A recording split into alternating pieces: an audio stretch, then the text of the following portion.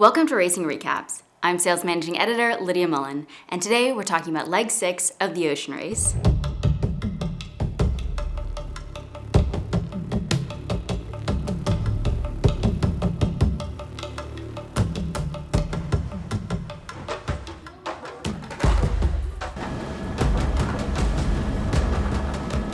Leg 6 is the shortest leg of the ocean race at just 800 nautical miles from Aarhus, Denmark to The Hague in the Netherlands, with a flyby in Kiel, Germany for the Imoca 60 fleet. The VO65 class returned to the race this leg, minus the Kiel flyby, for what the race organization is calling Stage 2.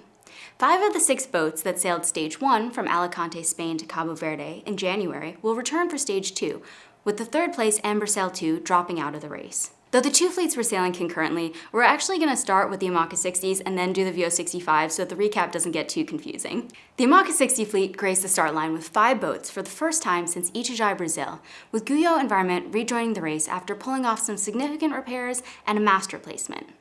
Light winds plagued the start, but didn't stop Wholesome PRB from some aggressive sailing, edging Malizia over the line early.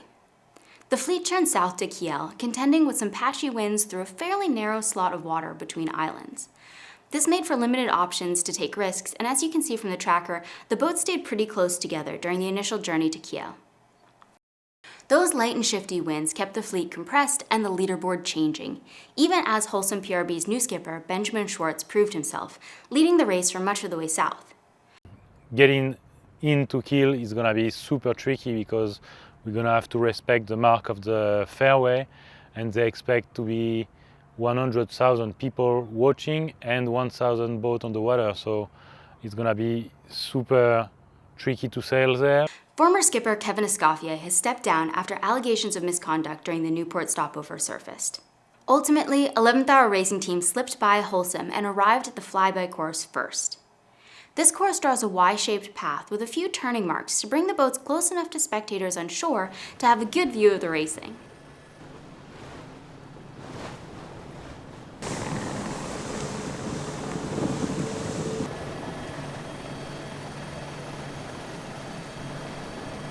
Malizia came into Kiel in last place, but any disappointment felt by the local home team was quickly overcome by an outpouring of support from fans. It's a great spectacle to sail through Kiel, and everyone who came to Kiel, thanks for coming out on the water, and now we're going to speed up and catch the guys. It was only up from there, with an incredible push to chase down the rest of the fleet. It's tricky navigation, a lot of work for Sci-Fi to make sure that we go around the course properly and safe. A lot of maneuvers, so it makes it pretty hard for us. The course is littered with exclusion zones, particularly in the North Sea to the west of Denmark. For 11th Hour Racing Team, some really tight sailing kept them leading the pack south to a nail-biting finish. Wholesome PRB and Malizia came in second and third respectively, with just 80 seconds separating their finishes. It was exceptionally close. I mean, we were behind those guys with 25 miles to the finish, and there was an intensity on board that just kind of shined through. I mean, we'd sailed too good a leg to come out on the wrong side of it, and I think everyone kept the faith, and it was good.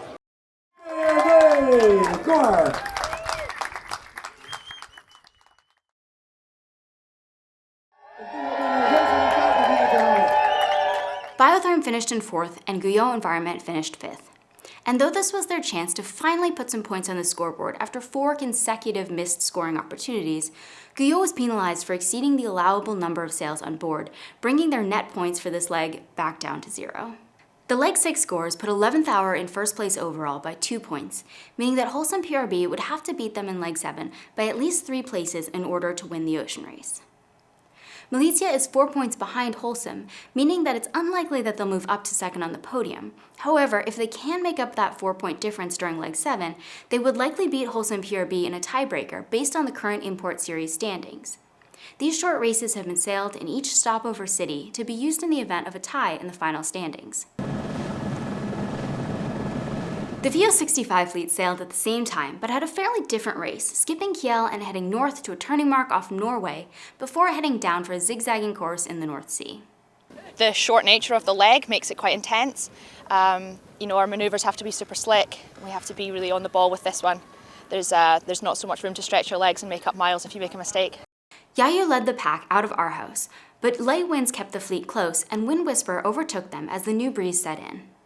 After pinballing between some exclusion zones, a breeze from behind allowed the fleet some lateral separation. But as that breeze died on the approach to the turning mark, the fleet compressed once again and struggled to keep the boats moving.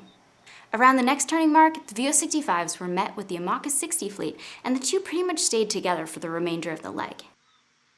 All 5 boats in the fleet finished in just over an hour from each other, with Wind Whisper Racing Team remaining dominant and taking first place. It's great, no? Second leg that we do in this Sprint Cup, and we won again, and it's perfect. I think it's a great result. Has been a tough leg, but very happy. They were followed by Mirpuri Trifork Racing Team and Yayo. On the overall scoreboard, Wind Whisper is in a good position for Stage 3, with second place Yayo trailing behind by 3 points. To unseat them, Yayo would have to score at least 4 points more than Wind Whisper in the next leg, because they would lose a tiebreaker based on the Import Series standings. The rest of the scoreboard is pretty close, and any of the remaining boats still has a shot at the podium.